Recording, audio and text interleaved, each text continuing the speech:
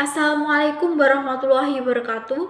Saya Dwi Ayafitasari NIM 210311001118 dari kelas Agroteknologi C. Di sini saya akan menjelaskan materi tentang pengambilan sampel tanah untuk memenuhi laporan praktikum dasar-dasar ilmu tanah. Pengambilan sampel tanah merupakan tahapan yang sangat penting dalam analisis tanah sebagai salah satu faktor yang mempengaruhi validitas hasil analisis tanah. Secara umum, sampel tanah dibedakan menjadi 3, yaitu 1. Sampel tanah utuh atau tidak terganggu, untuk analisis kerapatan limbah atau isi, susunan pori tanah dan porositas total, potensial air tanah, kadar air volume, dan permeabilitas tanah. Yang kedua, sampel tanah agregat utuh untuk mengamati bentuk dan kemantapan agregat. Yang ketiga, sampel tanah biasa atau tanah terganggu untuk analisis kimia tanah, kadar air tanah, tekstur, dan percobaan pot.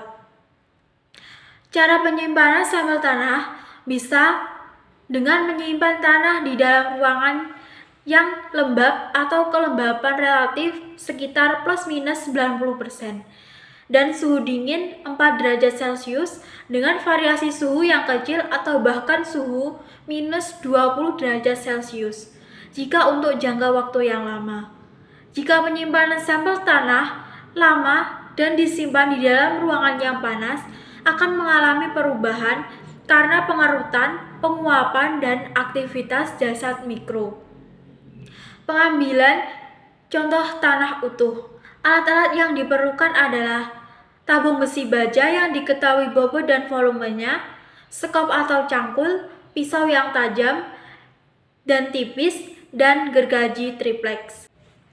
Cara kerja pengambilan sampel tanah utuh ada tahap-tahapannya, yaitu yang pertama, ratakan dan bersihkan lapisan atas tanah yang diambil. Kemudian letakkan tabung tegak pada lapisan tanah tersebut. Nomor tabung jangan sampai terbalik. Yang kedua, gali tanah di sekeliling tabung dengan skop atau pisau. Yang ketiga, iris tanah dengan pisau sampai hampir mendekati tabung. Yang keempat, tekan tabung sampai 3/4 bagiannya masuk ke dalam tanah. Yang kelima, letakkan tabung lain tepat di atas kedua, masuk ke dalam tanah kira-kira 1 cm. Yang keenam, tabung berserta tanah di dalamnya digali dengan skop atau cangkul. Yang ketujuh, pisahkan kedua tabung dengan hati-hati, kemudian potonglah kelebihan tanah yang ada pada bagian atas dan bawah tabung sampai rata sekali. Dilakukan sedikit demi sedikit dan posisi pisau miring. Yang kedelapan, tutuplah tabung dengan tutup plastik. Yang kesembilan, ulangi pekerjaan tersebut untuk contoh tanah dari kedalaman lainnya jika diperlukan. Yang kesepuluh, pasang label untuk menandai sampel tanah, lalu catat label dan penjelasan tentang asal tanah, tanggal pengambilan sampel tanah, dan kondisi lahan di tempat pengambilan sampel tanah. Pengambilan contoh tanah utuh yang paling baik adalah sewaktu tanah dalam keadaan kandungan air sekitar kapasitas lapang. Kalau tanah terlalu kering, dianjurkan untuk menyiramnya dengan air yang cukup sehari sebelum pengambilan contoh sampel tanah. Selanjutnya adalah mengenai pengambilan sampel tanah biasa atau terganggu. Alat yang digunakan yaitu bor tanah, cangkul, pisau, kantong plastik tempat menyimpan sampel tanah, kertas label, dan spidol.